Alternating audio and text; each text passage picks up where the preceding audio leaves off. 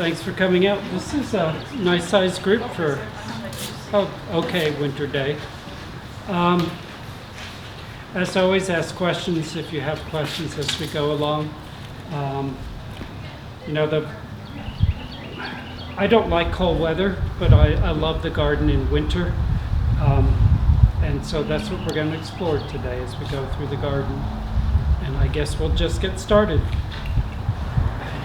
I was going to say this is a transitional time in the garden, but I think every day is a transitional time in the garden. We still have touches of fall as we progress into full-fledged winter, and there's still some things in fine fall color. This is Euonymus carnosus. Most of you probably know our one and only native Euonymus species, Euonymus americanus, known as hearts of busting or strawberry bush. The fruit look very much like the few fruit that are still hanging on here. These have turned brown, but the outer part of the fruit was bright red, and then the seeds inside have a fleshy orange coat. Grapefruit there. Yeah. This is a new intergeneric hybrid. It's producing citrus nowadays. Our native Euonymus americanus is a very slender little shrub. It's fairly common in woodlands where the deer pressure isn't too great because they love to eat the green stems. And it's a charming little thing in fruit in the fall, and the spring flowers. I don't know if anyone would call them showy, but they're very curious flowers if you look at them in detail. But there are many large shrubs and small tree Euonymus native to Europe and Asia. And obviously I'm standing in front of this one because of its glorious fall foliage, but maybe because I've mentioned that there's quite a few other species of Euonymus. If we pass by some, I'll point them out. I thought from a distance, I thought I saw this jasmine was blooming already. This is Jasminum nudiflorum because the plant is nude when it flowers. It's leafless.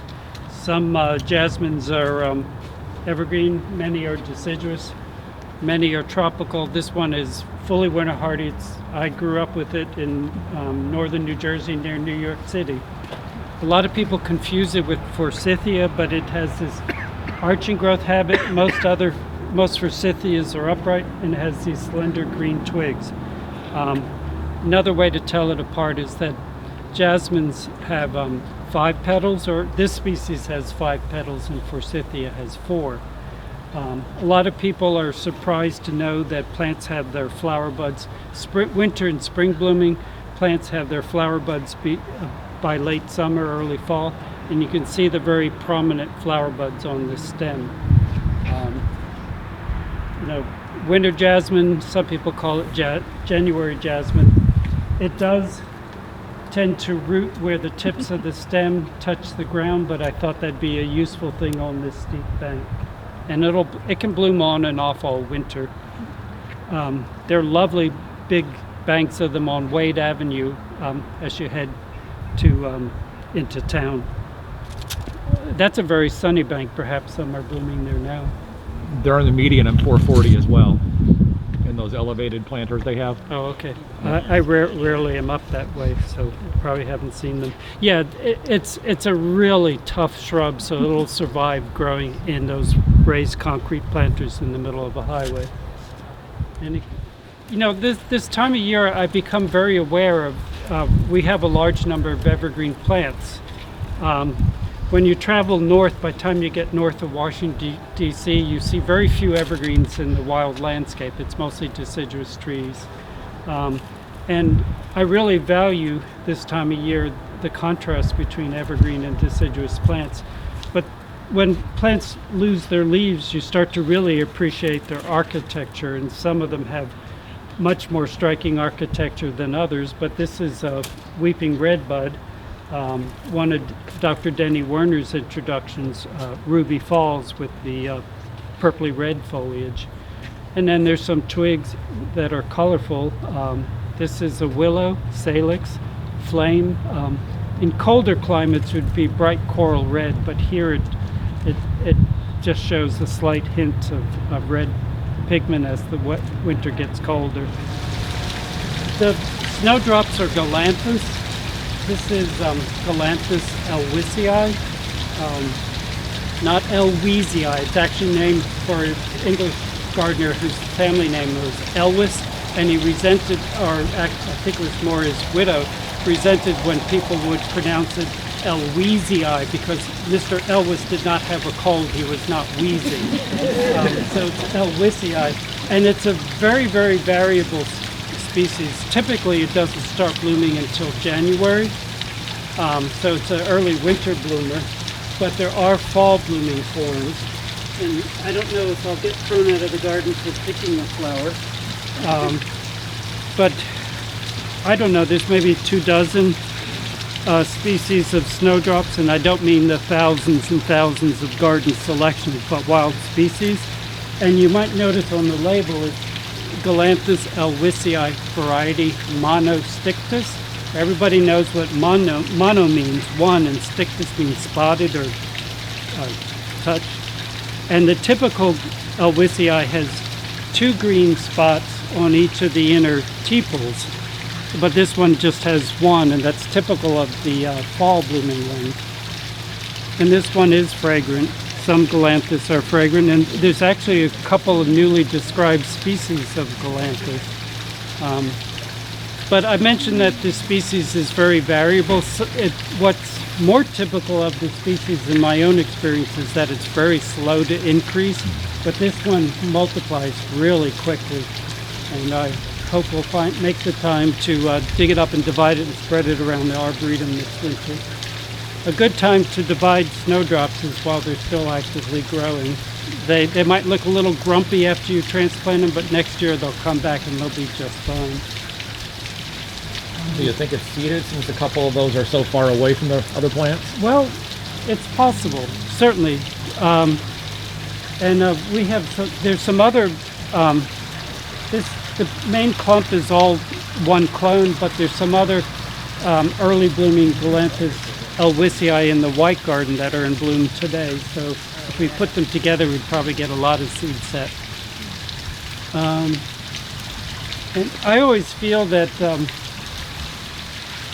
this time of year, late fall, early winter, is sort of the end of one growing season and the beginning of another, because there are things that obviously don't grow through the winter, but there are lots of things that for which winter is their growing season.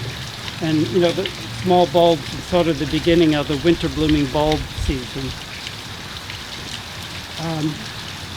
We'll enjoy the weeping river birch. It has borers, so we're going to be taking it down soon as we renovate this area. The yellow chamaecyparis got cut down this morning. We're planning on taking it down because it's gotten too big for that spot, and I'm really enjoying the view you have beyond this bed from this location. And when we were waiting to start a little while ago, you have a nice view of the cascade from up above, which you didn't see until you came down here. There are, of course, many plants we grow for their fruit display, and some of the ones we grow for their fruit display are not showy in flowers. You hardly even notice this plant in bloom in the late spring. This is a hybrid coralberry or Indian currant. One of its parents is our native coralberry, and it has a long generic name, Symphora carpus. You should look that up. Carpus is referring to fruit, but I don't know what the first part of that name is. And this is a hybrid called Pink Magic, and this fruit will look the same come spring when it's putting out new growth. So it's really a long, long season of color in the garden all winter long. It is another plant that spreads, so not for the small garden, but if you have a big bank that needs something to cover it, it's a superb plant for that. Any questions on any of that? Does anything eat the berries? No, not for the most part. I've not ever noticed anybody eating the fruit. see all the scapefulness iris. Some of these repeat blooming iris will continue blooming into the fall until cold weather stops it. We photographed that one in flower 9 months out of the year. Pretty impressive. What is its name? That's again and again. Yeah, its name is Again and Again. It does follow that rule. Yeah. What color? Japanese maple selections with coral bark like Sangokaku and Wildfire are well known. Less well known is this selection Bihou, B-I-H-O-U. Quite a striking color, I think you would agree. It's a full-size Japanese maple in time. Though I probably shouldn't say this while this person who studies the proper pruning of trees is standing behind me. He's hiding. But I've known people, well actually, where I lived in Durham, I'm half a block from a golf course, and they used to cut their coral bark maple back all the time, you know, maybe to about like this height. So you had this huge number of all brand new growth, and you could see it from a half mile away. It was so many brilliantly colored twigs. So not a good way to prune for the proper structure of the plant. But if We call it high coppicing. high compass. I'll call it that. It's legitimate. Okay. But you know, a nice source of color through the winter months. I don't know. You know, it's possible to love the big and bodacious and gaudy, but there are also other times when enough is enough. And I just see this and I think this is just perfect. You know, I know years ago somebody wrote an article on daylilies, how they hated daylilies until they discovered the old daylilies that to my mind still look like daylilies. You know, where the flowers weren't overdone and they still that beautiful star shape. And nowadays they're breeding daylilies that are, you know, like 5 different colors with sawtooth edge to the petals and stuff, scary stuff like that. And so, you know, I see this camellia. I suspect if you went out and studied Camellia japonica in the wild, they'd look very much like this, and it's just enough. I don't know, does everyone disagree with me? No, I think it's gorgeous. Yeah, and the foliage couldn't be prettier. It's just glossy and green. And camellias aren't planted enough. And I think probably part of it is the gardening public doesn't go out shopping for plants in the time of year when they're blooming. And it's a, what do you call it, self-supporting cycle.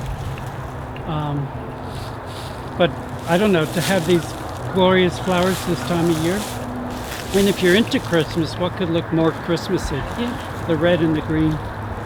So just a wild type Camellia japonica. Why don't you mention the ones you got from Pat recently? Yes, thank you. Pat McCracken recently had a sale on his camellias, and they were super cheap, but anything I wanted for the Arboretum, he gave to the Arboretum at no cost at all. And, you know, I love the japonicas. I might love even more the fall blooming Camellia sasanquas. And the Arboretum doesn't have very many of them, and a lot of them are planted in shade. And though Camellia japonica is happier in light shade than out in hot sun all day, it's more sun tolerant than most people realize. But Camellia sasanqua, more sun the better for that one. It's so sad to see it planted in heavy shade and it's scrawny and it barely flowers. You put it out in you know, where it gets a great deal of sun, and you'll have this huge display of flowers. The first 2 of the ones I accepted from Pat got planted this morning. Who is this camellia grower you're talking about? It's a newly formed nursery called Garden Treasures. Garden Treasures, thank you. And it's in Wendell. Garden Treasures, they have a website, so if you look for it, you can find it on you know, online. But it's the beginning of its evolution, and it's going to expand to include other groups of plants like winter hardy herbaceous perennials, tropicals. Pat has this huge greenhouse of tropicals, and if you like tropicals, it's like, oh, I felt like I died and went to heaven. It was just full of, really choice, really beautifully grown tropicals. And probably some hardy dryland plants like agaves and stuff, but grown up to bigger size and such. So, it's a little bit of a ride from here, but look for it to really become a to-go-to place in the near future. Chris had mentioned the Korean Camellia japonicas that JC collected years ago. They were collected from an island off of the coast of Korea, one of the coldest parts of the natural range of Camellia japonica, and those ones are generally hardy into zone 6. You take this one, which is not of that nativity, and planted in Philadelphia, might not survive a cold winter up there, but the ones from Korea are very cold hardy. And we'll see them as we head back out. Persian ironwood is a plant that's sort of quietly handsome all year long. Fairly nice fall color, and that's the main reason why we stopped. But really beautiful architecture in the winter. Come back and visit it once it loses leaves. It's related to witch hazel, but isn't quite as showy as witch hazel in bloom. They just dangle these little bright red stamens from the flower in late winter. This is, again, one of the things I really enjoy in the winter when trees have lost their leaves. You get this. You notice the trunk more, the sinewy trunk. This is a Asian species of Carpinus or ironwood, sometimes called musclewood. You can see why it gets those common names, but you see the beautiful growth habit and the slender twigs and the fairly prominent buds. This is Carpinus turkzoninawi.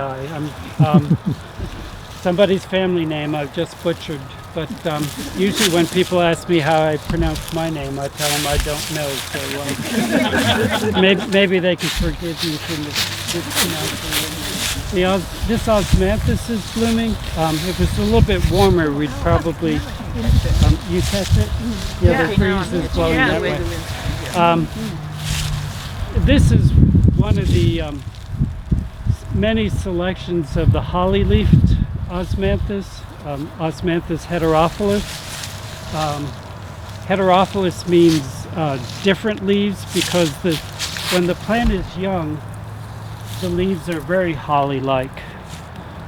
Or, what we think of as a holly leaf. Of course, hollies come with different species of hollies, have different shaped leaves. But heterophilus, because as the plant becomes more mature, the leaf becomes less holly-like without the spines on the margin of the leaf.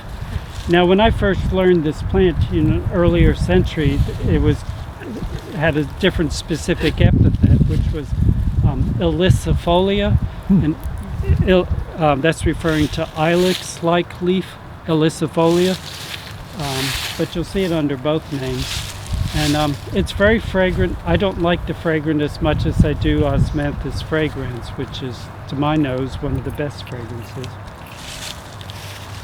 Oh, and this is this cultivar is Goshiki.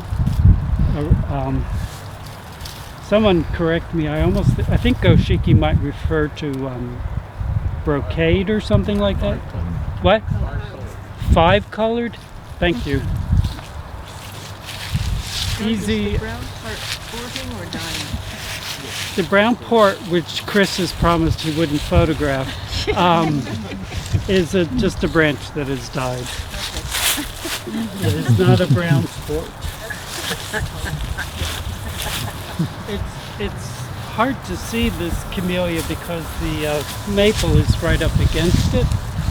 It was actually a little bit more visible from a bit off. This is Camellia oleifera. oleifera, meaning bearing oil, oleo. And it is one of the camellias that is grown for its seed, which is pressed for oil.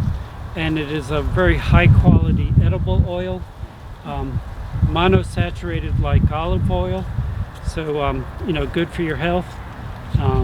But it also is it tolerates high heat, so it doesn't burn readily like olive oil does, but because it tolerates high heat, it also has commercial uses, like to lubricate machinery that's operating at high temperatures.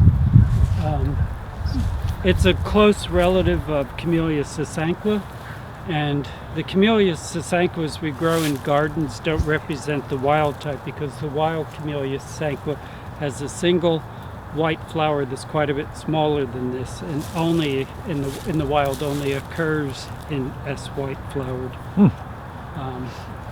Dr. Clifford Parks, botanist, retired from UNC Chapel Hill, felt that the Camellia sasanquas of gardens, many generations ago crossed with a Camellia japonica, and that's how the red pigment got into those flowers.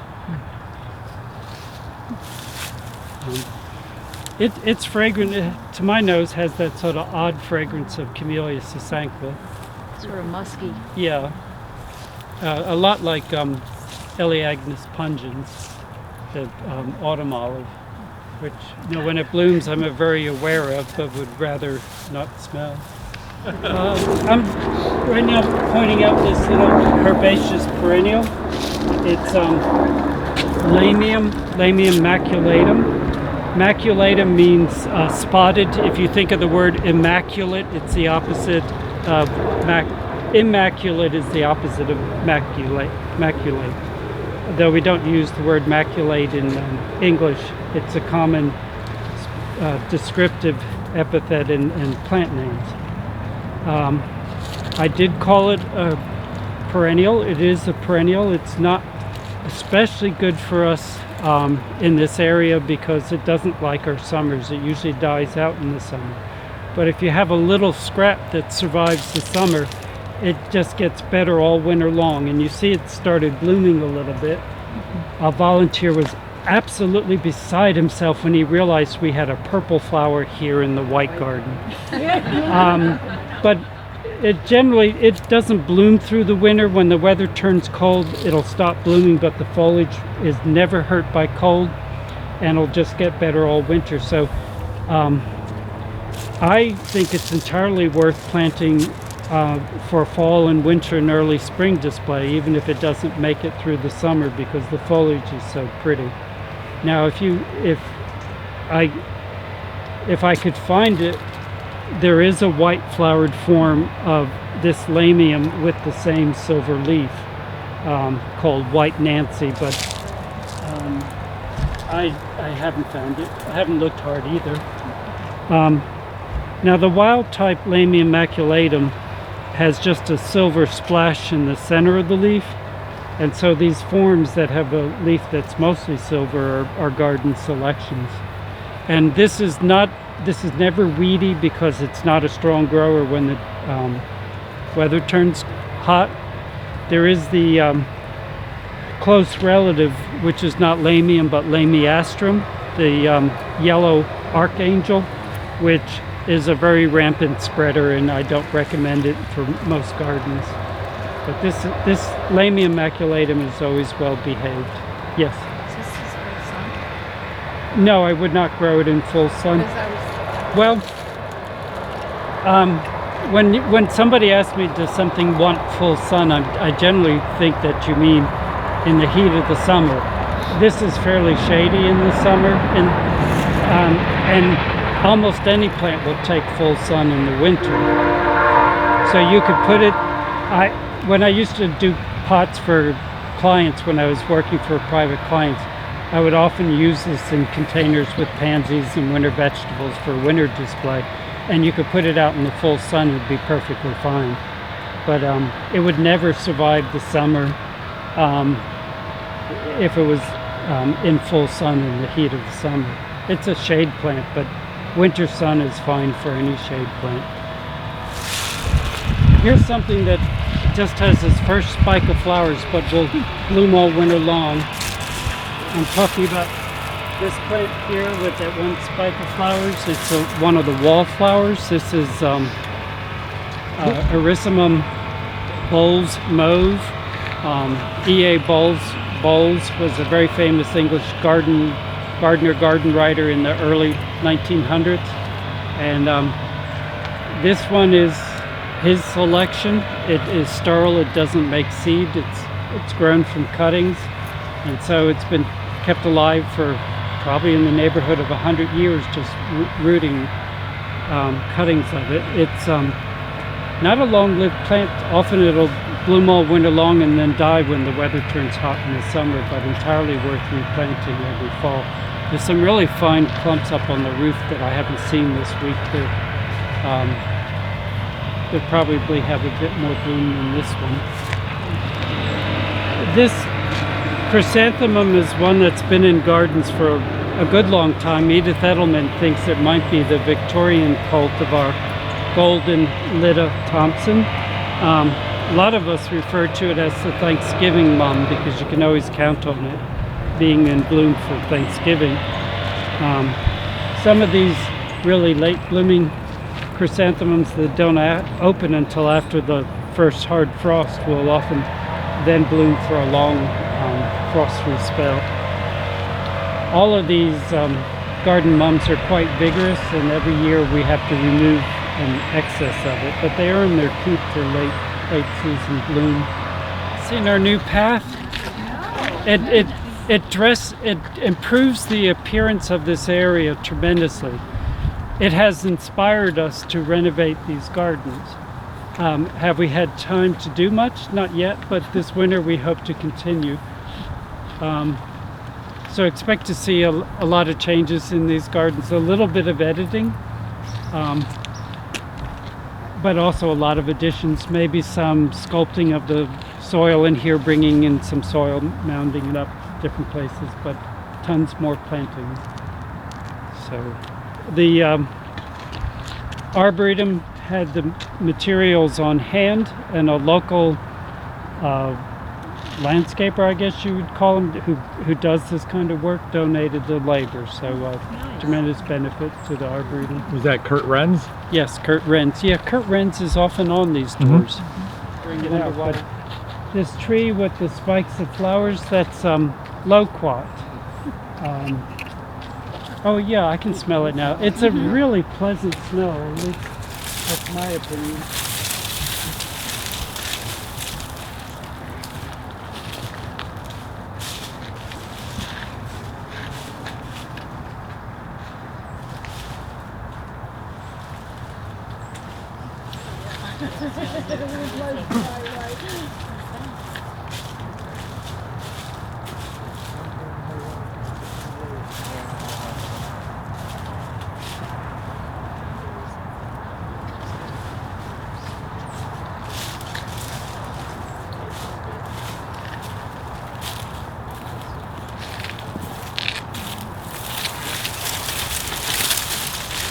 Now, I always have to remind myself, because it seems so improbable, that this is actually a member of the rose family. Not at all like a pyracantha or a rose or a blackberry or a peach or an apple, all members of the rose family.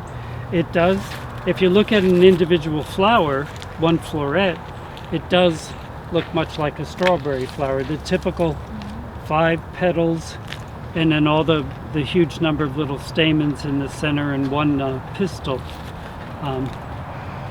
But I love the fragrance. It's a little bit warmer. It would, you'd smell it on the air quite a bit. Now Tim, we were talking about this earlier today. Tim has seen fruit on this one. I haven't.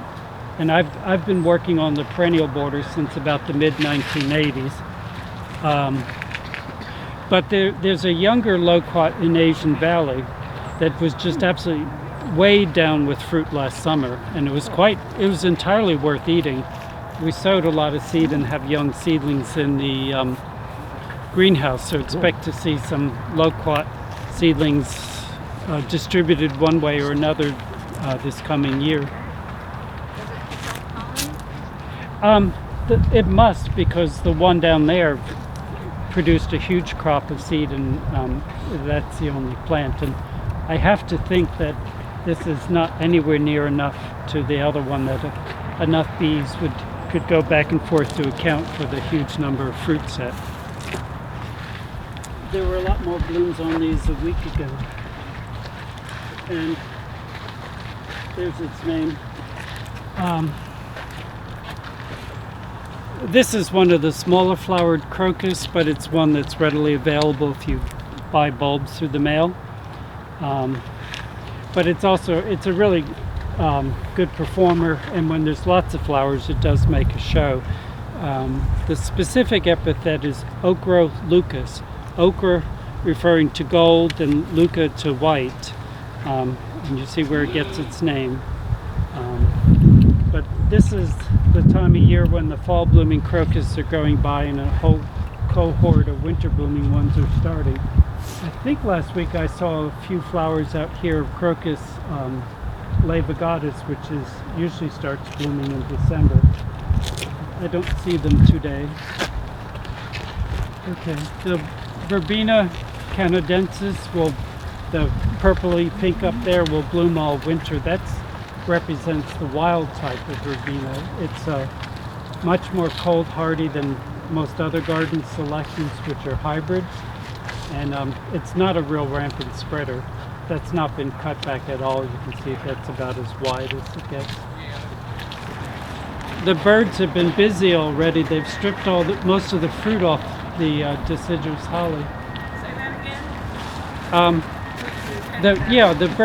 The birds have been busy. They stripped most of the fruit off of the deciduous holly. See the plant with the shrub with many branches there? It was covered with fruit a week ago. But that's fine. The garden, in the winter garden are a number of Dr. Ackerman's hybrid camellias. The white one is snow flurries. I don't remember. The pink one is it. Oh, Winter's Charm, and there's another pink one over there. They're about done. They're really more fall blooming. We saw Camellia oleifera over there outside of the white garden. Dr. Ackerman worked at the National Arboretum in DC. He was breeding for fragrance in camellias until we had that horrible freeze in, what was that, the 1980s, when most camellias were killed to the ground. And so his boss told him to switch to breeding for cold hardiness. Well, using Camellia oleifera and the few Camellia japonicas that survived that cold spell, he started breeding for winter's hardiness. And I think snow flurries was probably his first introduction out of that line of breeding, because the rest in that series have names that start with winter, like this one. I've already forgotten its name. Winter's what? What did I just say? Nobody's paying attention. Winter's Charm. So they're very much like sasanquas, and they're primarily fall blooming. And snow flurries will just absolutely cover itself with flowers. I have a question. Yes. The camellias that spring bloom, the partner Titans burn from cold more than those that have deeper pink. The pink and the red are less hurt by severe cold. Some of the newer white ones that are beautiful burn so bad from cold. This, if you say, it seems to have more sasanqua in it than it doesn't burn. It didn't burn from the cold. Did you get out here and notice after our freeze? I'm sure that. Yeah. Want to repeat the question too, Doug, for everyone else? I'm sorry.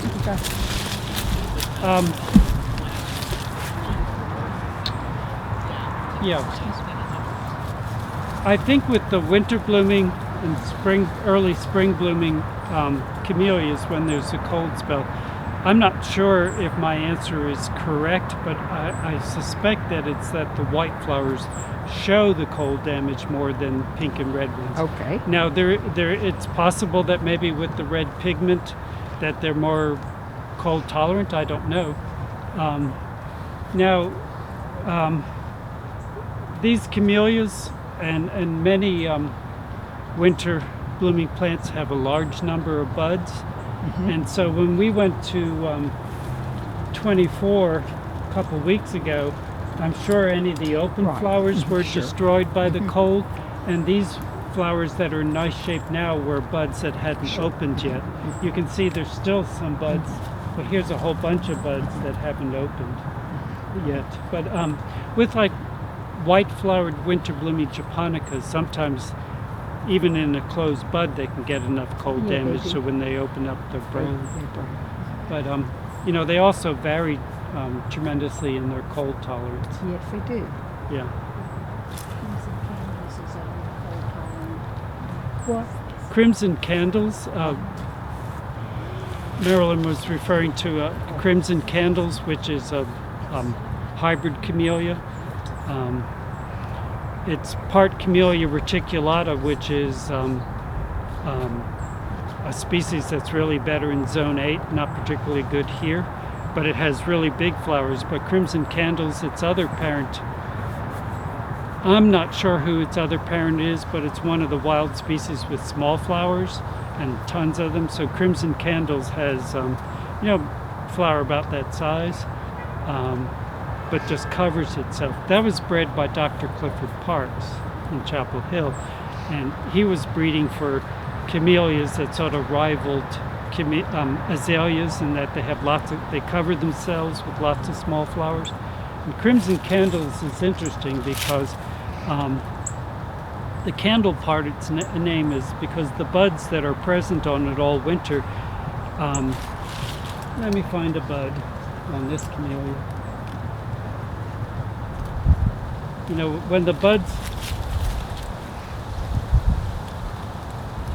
When the buds are tight, the outer,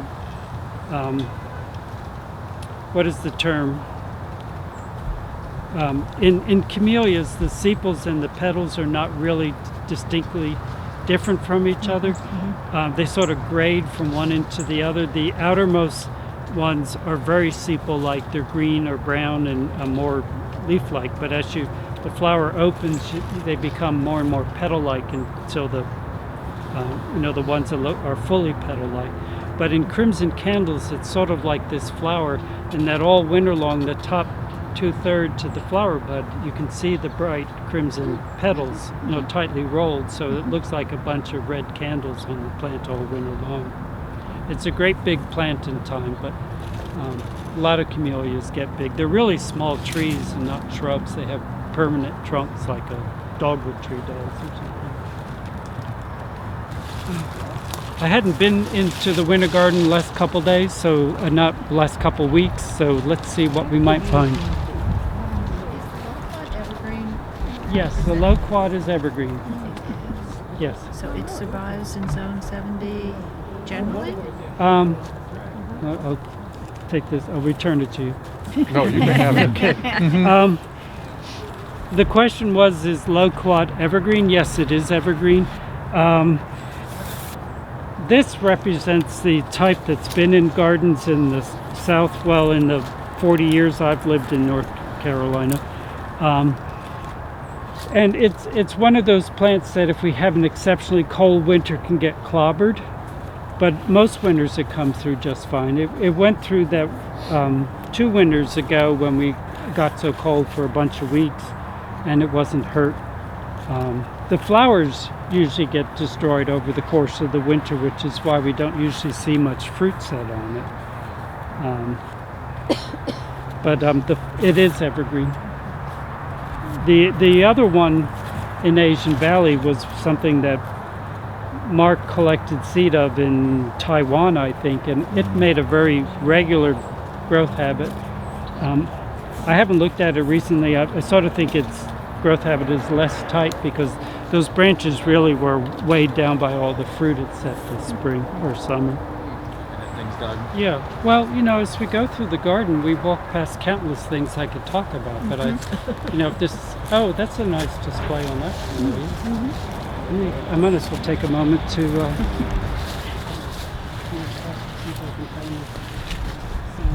Oops, sorry. Sorry, you can put it there. I'll move. Nice.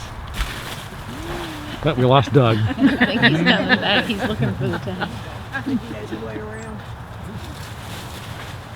He knows how to get off tank. Rolling this way, Dad.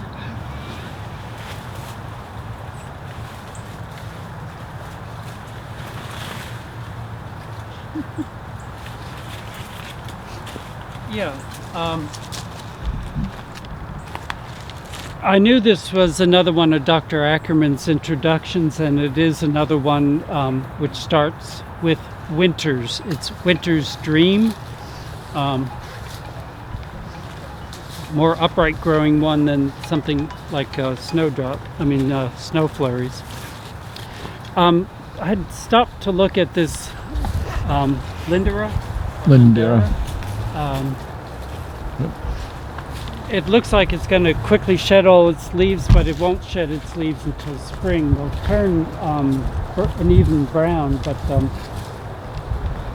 imagine most of us don't want too many plants that hold on to brown foliage through the winter, but it's nice to have a little bit of this as contrast to evergreen plants. We have one or two species of Lindera native to North America, the common little spice bush, Lindera benzoin, but this is one of the many Asian ones. I might sort of head back out to the main walk, unless there's plants in here someone has questions about. You want which Mahonia? Well, I'm pretty good at finding labels. Good. Okay. Thank you. It's beautiful. Yeah. And we have a bunch of volunteers who spend a lot of time making sure things are labeled. And someone seeing the list?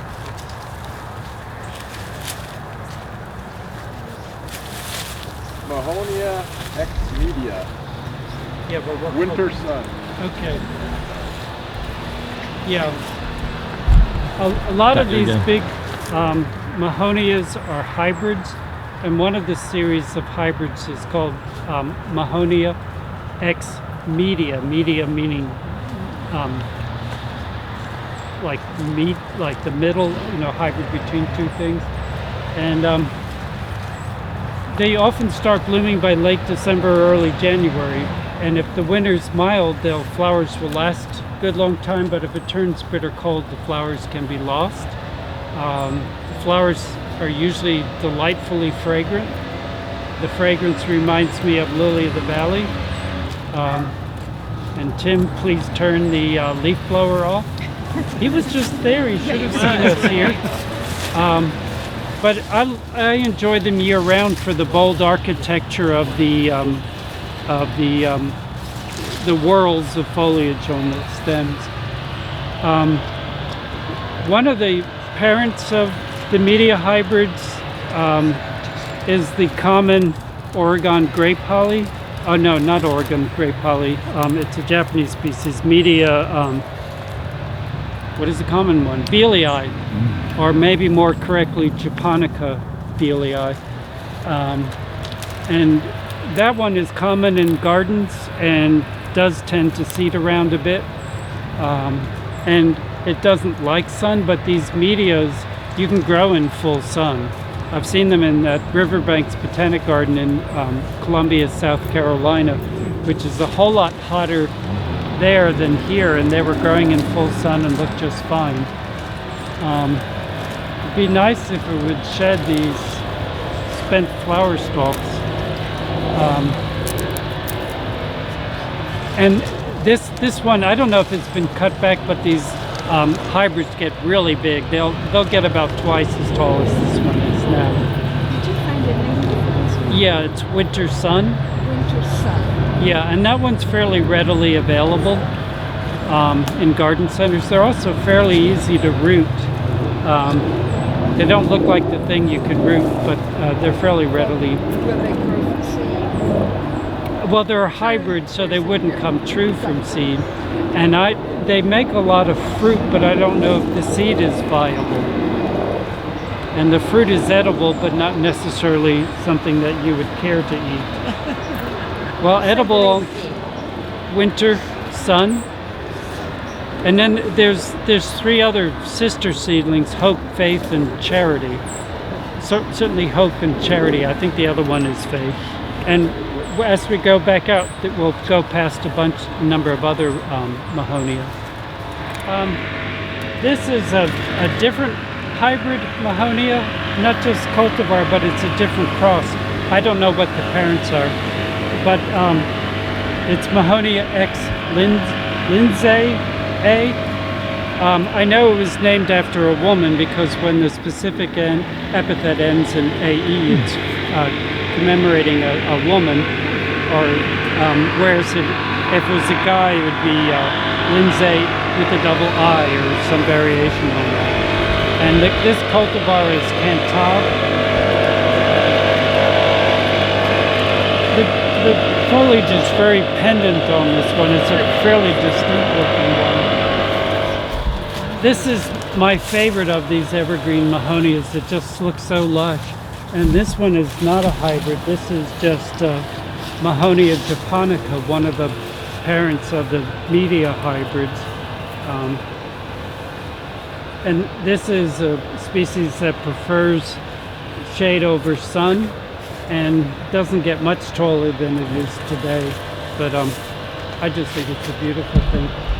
I'm not finding a label on this one, but this growth habit is real typical of the media hybrids.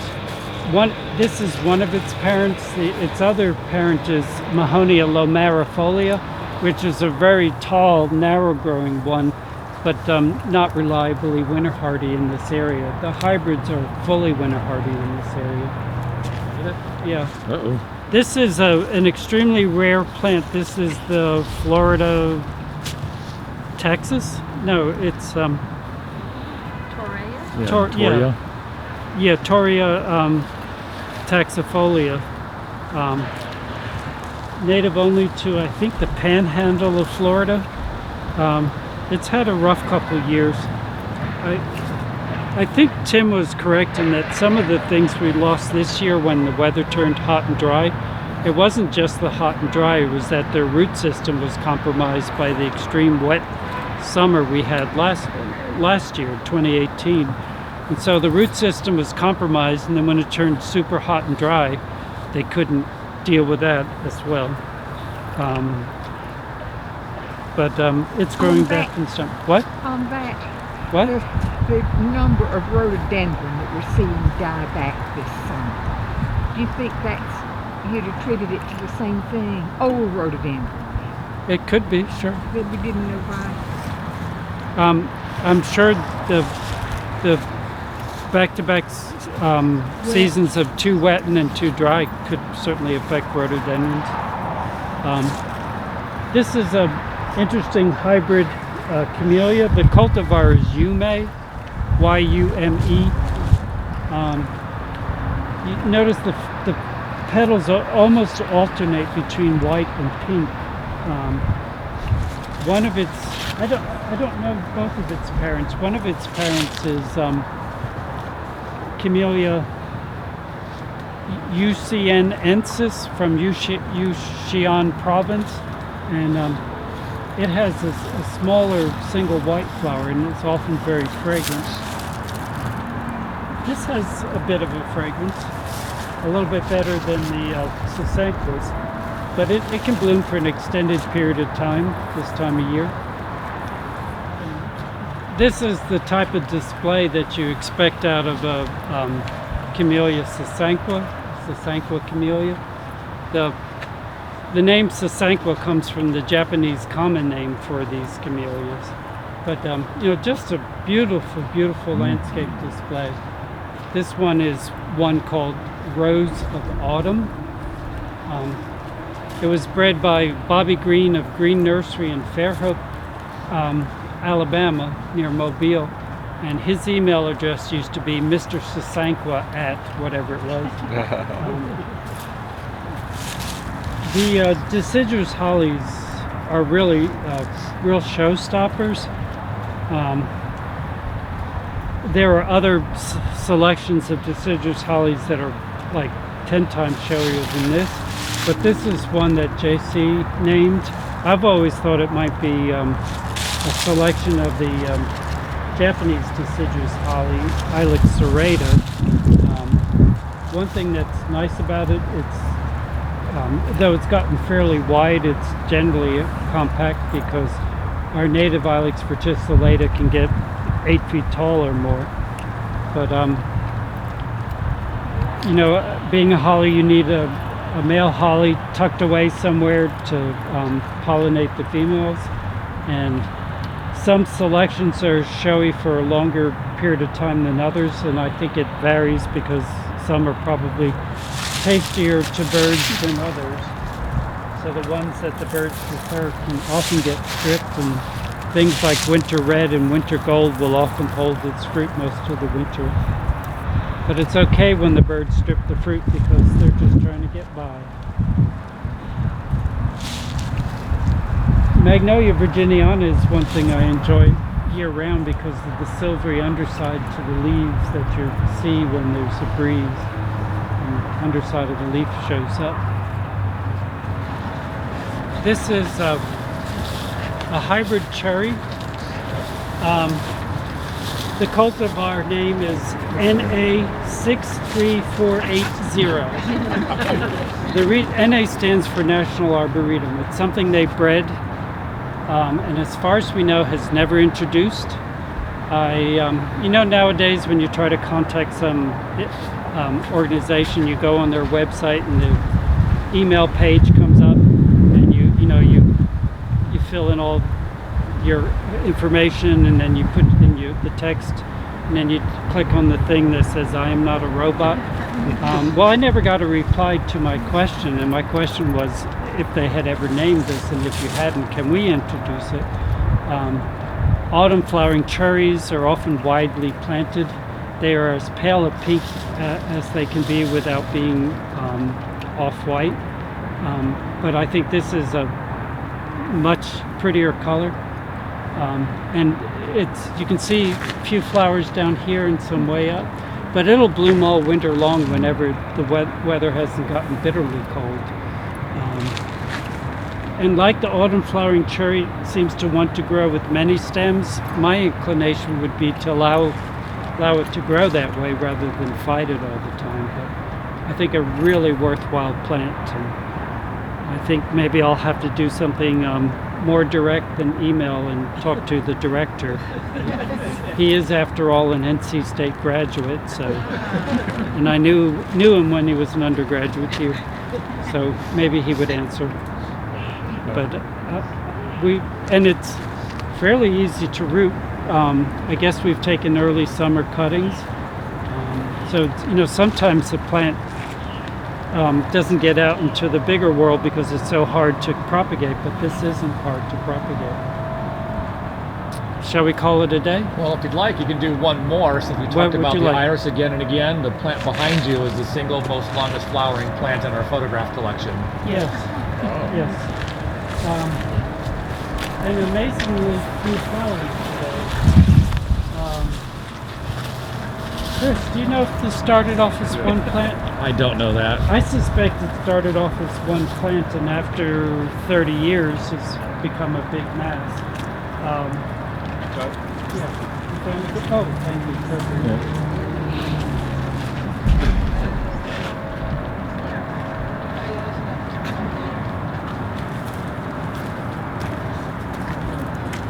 Here. Probably everybody knows this plant. It's flowering maple. The leaves are somewhat maple shaped. Other species of abutilon have more leaves that are more like the common maple. Obviously the flower tells you it's not a maple. If you look at the flower more closely, you might see that it looks very much like a hibiscus. And it is in the family with hibiscus, but in a different genus. It's abutilon. And this is, when JC brought it, we knew it as abutilon little imp, generally thought to be abutilon megapotamicum, little imp. And it really does bloom almost continuously year round. Happier with some shade than out in full sun all day. Hummingbirds love it, as you might guess, with a pendant flower, and pretty carefree. Fairly easy to root.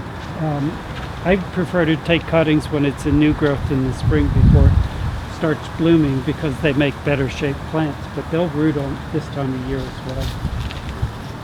Fun plant. What was the name of that? It's abutilon, flowering maple, and one we've known as little imp. Okay.